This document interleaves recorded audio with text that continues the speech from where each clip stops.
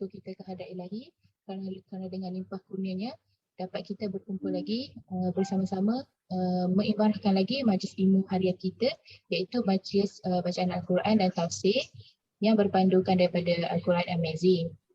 Jadi seperti biasa, jangan lupa like dan juga share supaya kita dapat menyebarkan atau kita panjang-panjangkan manfaat bersama daripada live ini sendiri. Okey, kemudian untuk Marina Muadah, bagi siapa yang ingin mendaftar sebagai penghuni mahupun pewakaf ataupun kedua-duanya sekali, jangan segan-segan untuk menghubungi Sekretariat Bandar Wakaf Marina Muadah untuk mengetahui info-info yang dipinta ataupun mengajukan soalan-soalan yang berkaitan dengan Bandar Wakaf Marina Muadah. Okey, sepanjang kami menyebarkan pasal Bandar Wakaf Marina Muadah ni, banyak yang kita terima soalan mengenai jenis-jenis pondok serta jenis pakej wakaf yang kita tawarkan. Okey, untuk makluman semua, kita ada dua jenis pondok, iaitu pondok jenis semidi dan juga teres. Okey, jenis semidi harga dia RM60,000 serta teres RM40,000. Kemudian pakej yang kita ditawarkan ada tiga, iaitu yang pertama wakaf penuh, yang mana kita akan mewakafkan keseluruhan harga, keseluruhan jumlah pondok tersebut. Yang kedua wakaf separuh, yang mana kita akan mewakafkan separuh daripada harganya. Dan yang ketiga wakaf am, yang mana kita akan mewakaf sebarang jumlah kepada pusat pengajian serta surau. Okey, tanpa kita melengahkan masa lagi, kita teruskan bacaan harian kita pada surah Hud. Jadi saya mempersilakan Wakil Sekretariat Bandar Wakaf Madinah untuk memimpin bacaan ini. أعوذ بالله من الشيطان الرجيم بسم الله الرحمن الرحيم قال يا نوح إنه ليس من أهلك إنه عمل غير صالح فلا تسأل ما ليس لك به علم إني أعظك أن تكون من الجاهلين قال رب إني أعوذ بك أن أسألك ما ليس لي به علم وإلا تغفر لي وترحمني أكن من الخاسرين قيل يا نوح اهبط بسلام منا قيل يا نوح اهبط بسلام منا وبركات عليك وعلى ممن معك وأمم سنمتعهم ثم يمسهم منا عذاب أليم تلك من أنباء الغيب نوحيها إليك ما كنت تعلمها أنت ولا قومك من قبل هذا فاصبر إن العاقبة للمتقين وإلى عاد أخاهم هودا قال يا قوم اعبدوا الله ما لكم من إله غيره إن أنتم إلا مفترون يا قوم لا أسألكم عليه أجرا إن أجري إلا على الذي فطرني أفلا تعقلون ويا قوم استغفروا ربكم ثم توبوا إليه يرسل السماء عليكم مدرارا ويزدكم قوة إلى قوتكم ولا تتولوا مجرمين قالوا يا هود ما جئتنا ببينة وما نحن بتاركي آلهتنا عن قولك وما نحن لك بمؤمنين.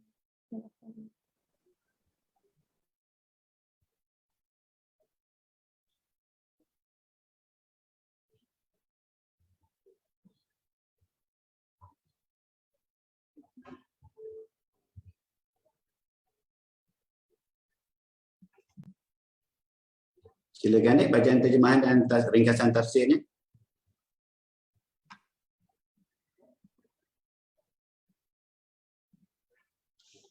Siapa yang baca?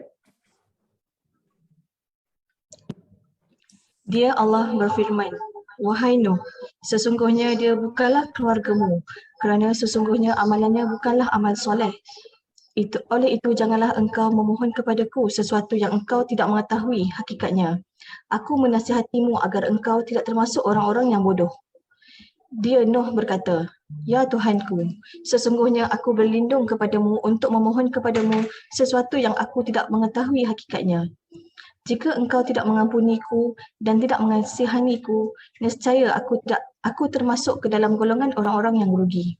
Allah berfirman, wahai Nuh, turunlah dengan selamat sejahtera dan penuh keberkatan daripada kami bagimu dan semua umat mukmin yang bersama-samamu. Dan ada umat-umat yang kami memberikan kesenangan dalam kehidupan dunia, kemudian kami akan menimpakan kepada mereka azab yang pedih. Itulah sebahagian daripada berita-berita ghaib yang kami mewahyukan kepadamu Muhammad. Tidak pernah engkau mengetahuinya dan tidak pula bagi kaummu sebelum ini. Maka bersabarlah, sesungguhnya kesudahan yang baik adalah bagi orang-orang yang bertakwa. Dan kepada kaum Ad, kami mengutus saudara mereka Hud. Dia berkata, wahai kaumku, sembahlah Allah. Tidak ada Tuhan bagimu selain dia. Selama ini, kamu hanyalah mereka-reka. Wahai kaumku, aku tidak meminta balasan kepadamu atas seruanku ini. Balasanku hanyalah daripada Allah yang telah menciptakanku. Tidakkah kamu mengerti? Dan Hud berkata, wahai kaumku, mohonlah keampunan kepada Tuhanmu lalu bertaubatlah kepadanya. Nescaya dia menurunkan hujan yang sangat deras. Dia akan menambahkan kekuatan di atas kekuatanmu dan janganlah kamu berpaling menjadi orang-orang yang berdosa. Mereka, kaum Ad berkata, wahai Hud, engkau tidak mendatangkan suatu bukti yang nyata kepada kami dan kami tidak akan meninggalkan sembahan kami kepada seruanmu kerana seruanmu dan kami tidak akan mempercayaimu. Tafsir Jalalain. Dan kami utuskan ila adin akhahum, kepada kaum Ad saudara mereka daripada kabilah mereka sendiri. Hudan qala ya qaumi ibudullah, yang bernama Hud. Dia berkata, hai kaumku, esakanlah Allah. Malakum min, huruf min di sini zaidah, itu tambahan. Ilahin ghairuhu in, Tuhan selain daripada dia, tiada lain. Antum, yang dimaksud adalah penyembahanmu terhadap berhala-berhala itu. Illa muftarun, hanyalah perbuatan dusta terhadap Allah. Ya qaumi la as'alukum alaih, wahai kaumku, aku tidak meminta balasan kepadamu atas seruanku ini, iaitu seruan mengesahkan Allah. Ajran in, upah tiada lain. Ajriya illa 'alal ladzi fatarani, balasanku hanyalah daripada Allah yang telah menciptakanku, iaitu yang telah menjadikan aku. Afala ta'qilun, tidakkah kamu mengerti? Tafsir At-Tabari. Maksud firman Allah SWT tersebut adalah, kami telah mengutus kepada kaum Ad daripada saudara mereka iaitu Hud. Dia berkata kepada mereka, wahai kaumku, beribadahlah kamu kepada Allah semata-mata yang tidak ada tandingan baginya, bukan sembahan dan patung-patung yang telah kamu sembah selain daripadanya. Tiada Tuhan bagimu selain daripada dia. Artinya, tiada sembahan yang layak disembah olehmu selain daripadanya. Maka ikhlaskanlah kamu dalam beribadah dan esakanlah Allah dengan menjadikan Tuhanmu. Selama ini, kamu hanyalah mengada-ada. Allah menyatakan bahawa kamu itu tidak lain adalah orang-orang yang telah mendustakan dalam menyembah sembahan-sembahan dan patung-patung dengan mempersekutukannya. Mereka membuat pembohongan dengan kebatilan bahawa tiada Tuhan selainnya. Riyadhus Salihin. Daripada Itban bin Malik radhiyallahu anhu, Nabi sallallahu alaihi wasallam bersabda, "Mana Malik bin Ad-Dukhaishin?" Ada seorang yang menjawab, "Dia munafik, dia tidak mencintai Allah dan Rasulnya." Maka Rasulullah sallallahu alaihi wasallam pun bersabda, "Janganlah kamu ucapkan seperti itu. Bukankah kamu tahu dia telah mengucapkan la ilaha illallah dengan mengharap redha Allah? Sungguh Allah telah mengharamkan neraka bagi orang yang mengucapkan la ilaha illallah dengan mengharap redha Allah Subhanahu wa taala." Hadis riwayat Bukhari Muslim. Hadis di atas menerangkan larangan untuk ghibah, iaitu menceritakan aib orang lain. Bentuk larangan tersebut boleh dalam bentuk mengumpat orang Muslim. Dengan sebab itu, Rasulullah mencela dan mengingatkannya. Ada pula dalam bentuk menolak apa yang seharusnya ia katakan. Yang kedua, amal soleh tidak akan bermanfaat apabila tidak bertujuan mengharapkan redha Allah, beribadah padanya dan mendekatkan diri pada Khaliq. Hadis Nabawi. Daripada Ibnu Abbas radhiyallahu anhuma, Rasulullah sallallahu alaihi wasallam bersabda, "Barang siapa yang sentiasa beristighfar, maka Allah akan memberikan jalan keluar baginya daripada setiap kesempitan, memberikan kelapangan daripada segala kegundahan, dan Allah akan memberikan rezeki kepadanya daripada arah yang tidak disangka-sangka." Hadis riwayat Ibnu Majah. Hadis Qudsi. Daripada Ibnu Abbas radhiyallahu anhuma, dia berkata, Rasulullah sallallahu alaihi wasallam bersabda, "Tatkala saudara-saudara kamu ditimpa musibah di Uhud, Allah menjadikan nyawa mereka berada di dalam perut burung hijau yang akan mendatangi sungai-sungai di syurga dan makan sebahagian daripada buah-buahannya serta kembali ke pelita-pelita emas yang bergantung dalam naungan arsy. Kemudian tatkala mereka mendapati makanan mereka, minuman serta perkataan mereka yang baik, maka mereka mengatakan, siapakah yang akan menyampaikan daripada kami kepada saudara-saudara kami bahawa kami hidup di syurga dan kami diberi rezeki agar mereka tidak bersikap zuhud dalam berjihad serta tidak takut ketika berperang." Kemudian Allah berfirman, "Aku yang akan menyampaikan kepada mereka untukmu." Hadis riwayat Abu Daud. Baik, Alhamdulillah. Summa Alhamdulillah. Tamat kita bacaan untuk ayat 46 sampai 53.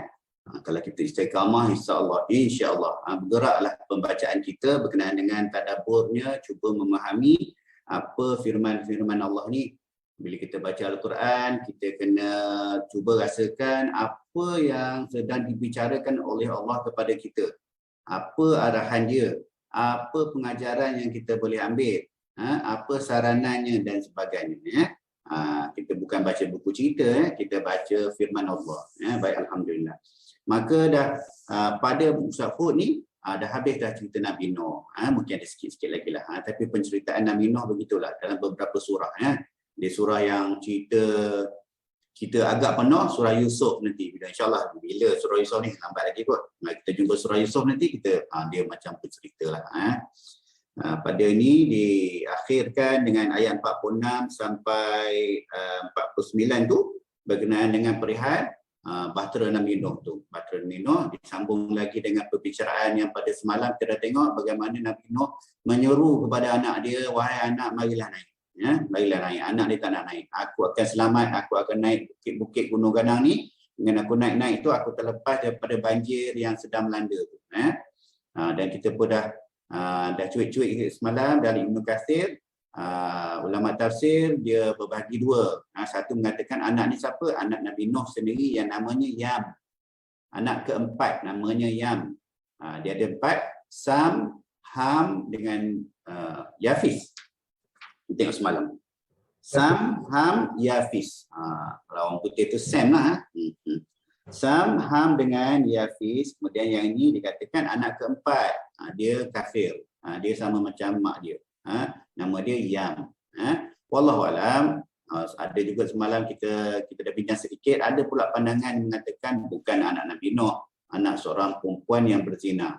Dan berkata Ibnu Abbas tak mungkinlah anak ni anak Nabi Nuh, sebab tak mungkin isteri Nabi Nuh ada isteri yang penzina. Baik gitu. Tapi tak apalah, tak kisahlah siapa. Tapi seruan tu untuk seorang anak untuk diselamatkan. Dan sini kita tengok firman Allah, "Wahai Nuh." Bila Nabi Nuh berdoa kan, tarik seru tu, Allah kata sesungguhnya dia bukanlah keluargamu kerana sesungguhnya amalannya bukanlah amal soleh. Oleh itu janganlah engkau memohon kepadaku sesuatu yang engkau tidak ketahui hakikatnya. Aku menasihatimu agar engkau tidak termasuk dalam orang-orang yang bodoh, golongan orang bodoh. Nabi Nuh pun berkata, ya Tuhanku, sesungguhnya aku berlindung kepadamu untuk memohon kepadamu sesuatu yang aku tak ketahui. Jika engkau tidak mengampuniku dan mengasihaniku, nescaya aku termasuk dalam golongan orang-orang yang rugi. Memang biasalah sifat manusia kan, sifat manusia walaupun Nabi sekalipun masih lagi nak memohon, nak menyeru kepada keselamatan ahli keluarga, nak memohon keampunan pada ahli keluarga walaupun ahli keluarga itu didapati kafir. Ya. Semalam kita dah bincang bagaimana Rasulullah SAW pun masih mendoakan keampunan kepada bapa saudara dia yang meninggal dalam keadaan bukan Islam, ya, dan teguran Allah dan sebagainya. Itu kita dah maklum lah, ya. Baik, kemudian Allah tutup itu sebahagian daripada berita-berita ghaib yang kami wahyukan kepadamu wahai Muhammad. Banyak lagi berita-berita ghaib yang Allah bawakan kepada baginda Rasulullah SAW. Ada kalanya untuk diberikan iktibar, ada kalanya untuk dihiburkan. Dalam keadaan yang Rasulullah sudah bersedih, Allah bawa cerita-cerita. Umat-umat lampau mengatakan, cerita ni bukan hanya untuk Rasulullah, untuk kita. Berulang-ulang kali selepas ni, kita dah mula bincang cerita Nabi Nuh, Nabi Hud dan kaumnya Ad. Pun sama juga. Sama juga cerita dia, yang mana umat dia tak nak beriman kepada seruan mengesahkan Allah dan bertakwa kepada Allah. Baik, itu tamat cerita Nabi Nuh, maka masuklah cerita Nabi Hud. Nabi Hud ni anak kepada mari saya tengok nota saya ni. Allahumma salli ala Muhammad wa ala ali Muhammad. Anak kepada Sam. Sasilahnya kalau ambil daripada kitab Qasas Al-Anbiya ni, Ibratun lil ulil albab daripada Abul Fida Ismail bin Kathir Al-Qurash. Saya ambil ringkasan ni daripada artikel daripada Universiti UPM. Secara UPM ni dia buat. Itulah nikmat kita ni, kita tak pandai nak buka kitab-kitab Arab yang besar ni. Ada ringkasan-ringkasan dah daripada tokoh-tokoh yang kita boleh percaya.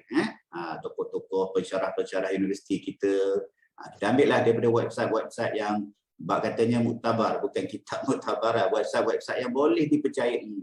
Pejabat-pejabat mufti kadang-kadang banyak mengeluarkan artikel-artikel.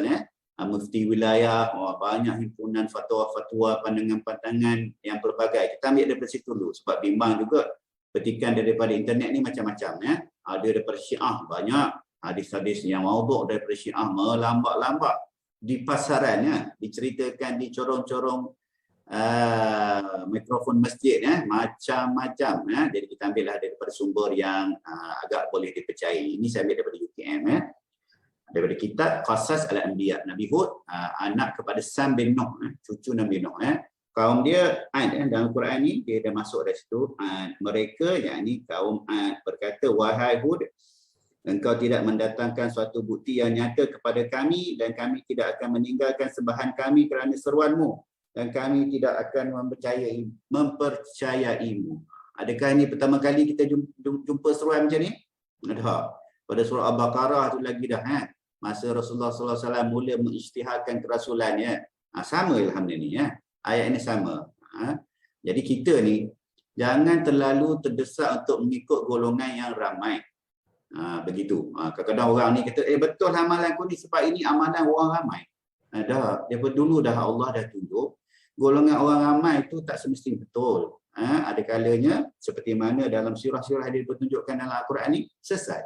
Semua nak ikut amalan tok nenek kata, inilah amalan tok nenek kamu. Kau nak masuk Islam ke? Kau nak keluar daripada amalan tok nenek kau ni? Biasanya warning orang besar-besar zaman dulu. Begitu juga Dami. Kau tidak mendatangkan suatu bukti yang nyata kepada kami dan kami tidak akan meninggalkan sembahan kami hanya kerana seruanmu. Itu kaum Ad bagi tahu kepada Nabi Hud. Mereka ni sembah apa? Dia buat patung-patung berhala. Sama jugalah. Sembah berhala. Yang berhala dia bagi nama Syamud dan Al-Hattar. Itu disembah. Jadi Nabi Hud menyeru supaya meninggalkan berhala. Nanti kita tengok lagi apa perihal cerita Nabi Hud dan bagaimana umat dia dihapuskan melainkan Nabi Hud dan hanya pengikut-pengikut yang beriman saja. Selepas cerita Nabi Hud, kita jumpa pula cerita Nabi Saleh. Cerita dia sama je lah. Diulang kembali peristiwa-peristiwa pernah berlaku pada nabi-nabi yang terdahulu, ya, begitu. Dan kata Allah, itulah sebahagian daripada berita-berita yang gaib yang kami wahyukan kepadamu, wahai Muhammad. Maka bersabarlah, pada ujung ayat tu, 49. Maka bersabarlah, sesungguhnya kesudahan yang baik adalah bagi orang-orang yang bertakwa. Itu seruannya lagi, kita kena ambil sabar. Sabar. Biarlah kita jadi golongan orang yang sedikit. Ada doa sahabat ni, ya Allah Tuhanku, jadikanlah kami di kalangan golongan yang sedikit. Sedikit je orang yang bertakwa dan beriman kepada Allah. Hatta di negara yang kita panggil Islam, negara Malaysia kita ni kan. Kalau tak percaya, banyak sangat survey daripada zaman dulu sampai sekarang, buat survey berapa persen orang yang sembahyang 5 waktu. Ya Allah, yang sembahyang 5 waktu ni golongan yang sedikit. Itu buat sembahyang 5 waktu. Ramai yang part time sembahyang. Ada yang tak sembahyang langsung. Itu survey ni orang-orang yang berada di kelompok masyarakat ni, sama ada pendakwah ke, pakar-pakar motivasi ke, bila dia buat survey-survey di sekolah dan sebagainya. Itulah golongan yang solat 5 waktu ni, yang melakukan kefarduan buat kepada Allah Subhanahu Wa Taala ni sedikit. Jadi kita ni kalangan golongan orang yang sedikit. Itu satu. Kemudian buat nak pergi masjid, tengok pergi masjid. Lagilah sikitnya, lagi sikit. Mungkin daripada 20-30% orang yang sembahyang 5 waktu, mungkin 1% saja pergi ke masjid. Itu pun tak sampai, ya. Bahkan dalam keadaan COVID ni, yang jemaah ke masjid semakin kurang. Itu satu, ya.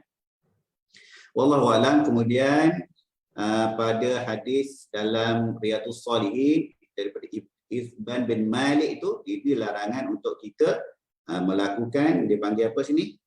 Allahumma shalli ala Muhammad wa ala ali Muhammad. Ghibah, menceritakan aib orang lain, mengumpat. Ceritakan aib orang lain memang tak boleh lah, ya. Mengumpat ni apa dia maksud mengumpat? Hati-hati, ya. Ramai yang faham tapi buat tak faham maksud mengumpat. Ya. Mengumpat itu ialah kita menceritakan aib orang lain. Perkara benar. Kita cerita je aib orang lain. Apa sajalah aib orang. Termasuk juga pandangan ulama ialah sesuatu yang orang tu sendiri tak suka. Tubuh badan dia ke, apa ke, dia tak suka. Dan kita cerita aib berkenaan dengan orang tu kepada sahabat-sahabat kita. Oh, sahabat kita si fulan tu dah lah gemuk berdempur, makan kuat. Dia kata macam mana kita cerita macam tu. Itu pun dah mengumpat. Padahal itu perkara benar, ya. Mengumpat ialah pada perkara benar. Itu satu. Kalau tak benar, dia jadi fitnah. Lagilah besar dosa. Hanya beberapa keadaan tertentu saja dibenarkan mengumpat. Seperti contohnya kita menjadi saksi. Kita menjadi saksi atas sesuatu perbuatan. Ya. Saksi ni maksudnya saksi kepada pihak berkuasa lah. Untuk menetapkan keputusan dan sebagainya. Bukan saksi kepada kawan. Ya, aku saksi, aku tengok semalam dia begini-begini. Bukan saksi lagi, ya. Sahabat-sahabat jaga. Itu mengumpat. Mengumpat apa lagi tak perasan zaman-zaman sekarang ni. Kalau sibuk bercerita pasal orang-orang selebriti, artis-artis dan sebagainya. Kenapalah dia ni bercerai dengan orang ni, kenapalah baru kahwin, tiba-tiba nak kahwin dengan orang ni pula, apa semua. Itu mengumpat. Ada peluang ke kita semua nak pergi minta ampun dengan mereka ni? Payahlah. Mengumpat apa lagi yang hebat di pasaran? Mengumpat pasal politik, ahli-ahli perniagaan dan sebagainya. Itu lagi. Ini benda-benda yang orang suka nak mengumpat, ya. Kita bimbang nanti akhirat besok dalam pahala kita sikit. Kutip dia orang-orang yang kita mengumpat tu, kan. Kita mengumpat sedap sangatlah. Pompat mengumpat, lelaki dengan perempuan sama je, ya. Baik, itu bab tu, ya. Kemudian kita tutup mungkin dengan hadis Nabawi daripada Ibnu Abbas radhiyallahu anhu. Barang siapa yang sentiasa istighfar. Ini banyaklah dalam Ibnu Katsir pun ada bawa hadis yang lafaznya lebih kurang sama, ya. Saya cuba cari hadis tu. Allahumma shalli ala Muhammad wa ala ali Muhammad. Mana hadis ni? Allahumma shalli ala Muhammad. Okey, baik. Hadis ni daripada riwayat Ibnu Majah, ya. Barang siapa yang sentiasa beristighfar, maka Allah akan memberikan jalan keluar baginya daripada setiap kesempitan, memberikan kelapangan daripada segala kegundahan, dan Allah akan memberikan rezeki kepadanya daripada arah yang tidak disangka-sangka. Dari Ibnu Katsir di bawah lafaz yang hampir sama. Barang siapa yang sentiasa memohon keampunan, maka Allah menjadikan untuknya dari setiap kesedihan ada kelapangan, dan dari setiap kesempitan ada jalan keluar, dan memberinya rezeki dari jalan ataupun jumlah yang tidak diduga. Ini amalan daripada siapa? Rasulullah sallallahu alaihi wasallam. Ambillah amalan ni. Tak payah nak tunggu ijazah oleh tuan-tuan guru mana-mana lagi dah.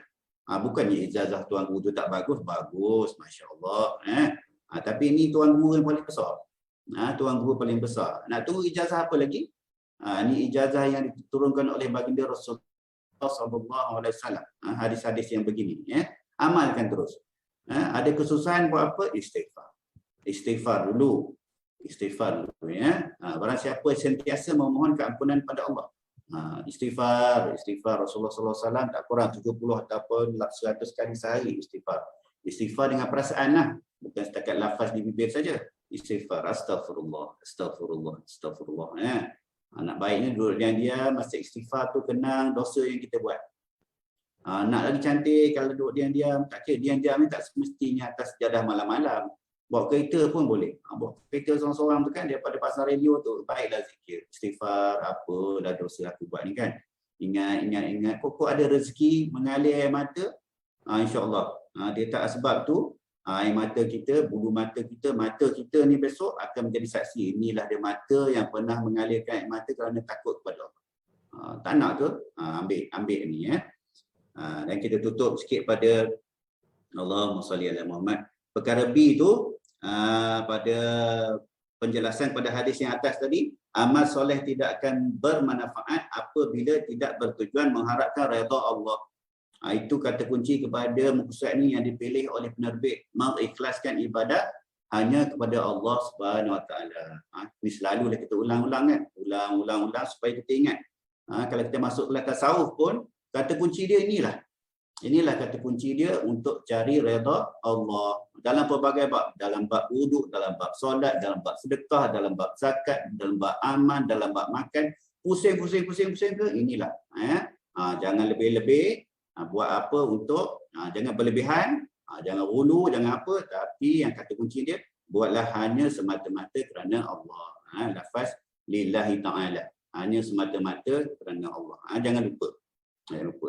Dan jangan juga terpesong dengan membuat sesuatu hanya untuk balasan pada amalan.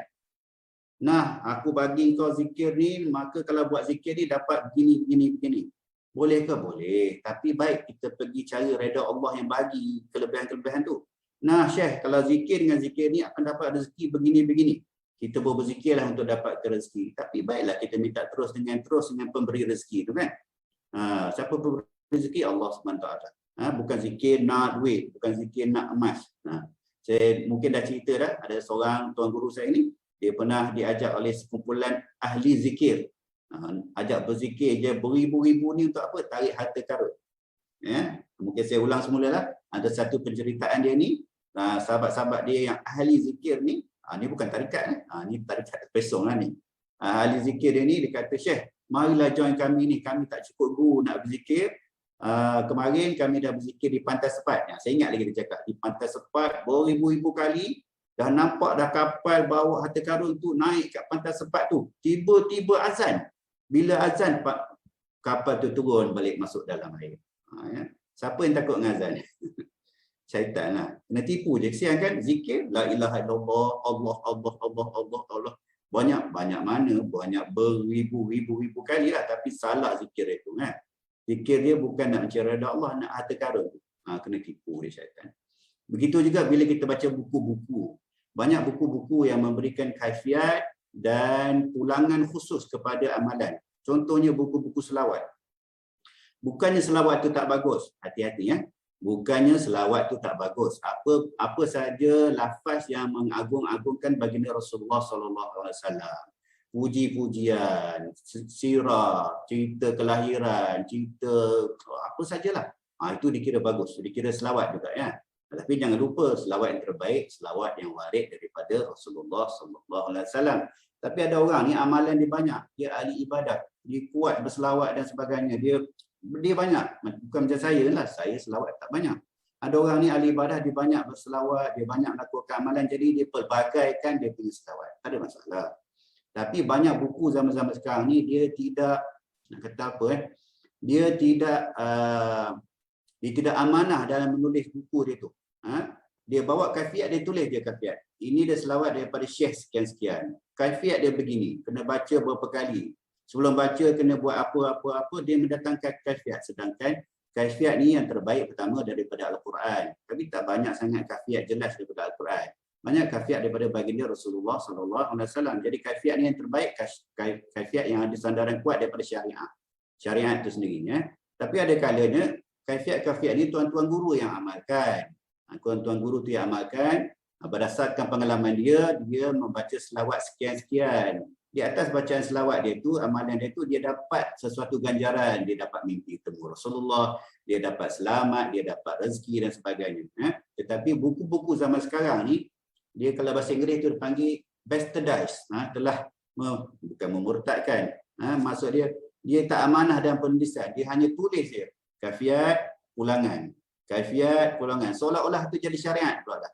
Jadi bimbang ramai orang mengambil amalan-amalan tu mengharapkan semata-mata pulangan kepada amalan itu. Padahal tuan-tuan guru kita dalam mengajar tasawuf dan tak kiralah kita apa, hari ini pun penerbit dah pilih mengikhlaskan ibadah semata-mata kerana Allah. Jadi hati-hati. Kat luar sana banyak sangat buku-buku begini yang penerbitnya bukan ulama yang menulisnya, penerbitnya yang meringkaskannya, menghimpunkannya, dia tidak amanah. Dia tak cukup buat research lah, dia tidak amanah dalam menyatakan ilmu yang dia nak bawa dalam buku-buku tu. Dia hati-hati. Sebab tu ada kadang-kadang sahabat-sahabat kita dia yang datang daripada jalur pondok ni, dia suka lagi kepada periwayatan yang ada sanad daripada guru kepada guru kepada guru kepada guru dia. Dia bertelaki, dia dapat terus. Wallahu alam, itu sedikit sebanyaklah perbicaraan kita di kalangan orang-orang jahil ni pagi-pagi. Kita membaca bersama-sama sajalah, insya-Allah. Semoga ia mendapat sedikit manfaat sebelum kita mula kerja. InsyaAllah hari ini dah terlebih sikit lah, 1-2 minit, minta maaf.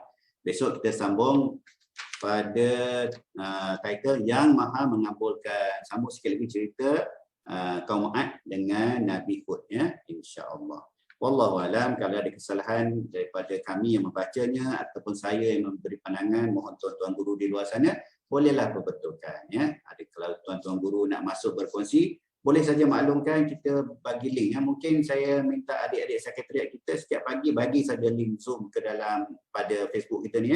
Kalau ada tuan-tuan guru, sahabat-sahabat nak bersama boleh. Tapi tak bolehlah secara panjang-panjang sangat. Tak boleh jadi kuliah doha lah. Sebab kita sekejap je. Majlis kita sekejap je, 8.30 nak kena kita. Wallahu a'lam. A'udzubillahi minasyaitonir rajim. Bismillahirrahmanirrahim. Allahumma fatihna fid din, wa'alina ta'wil wa ihdinas siratal mustaqim. Siratal ladzina an'amta 'alaihim minan nabiyyin was-siddiqin wasyuhada'i was-shalihin wa hasuna ulaika rafiqa ya arhamar rahimin. Allahumma inna nas'aluka 'ilman nafi'a wa rizqan thayyiban wa 'amalan mutaqabbalan wa dinan qayyiman wa yaqinan shadiqan wa imanan kamilan. Wa sallallahu ala sayyidina Muhammad wa ala alihi wa sahbihi wa barik wa sallim. Walhamdulillahi rabbil alamin. Kafaratul majlis. Subhanakallah wa bihamdika asyhadu an la ilaha illa anta astaghfiruka wa atubu ilaik. Insya-Allah kita jumpa besok hari Jumaat sambung bicara kitab anak kunci syurga, insya-Allah. Wabillahi taufiq wal hidayah. Assalamualaikum warahmatullahi wabarakatuh.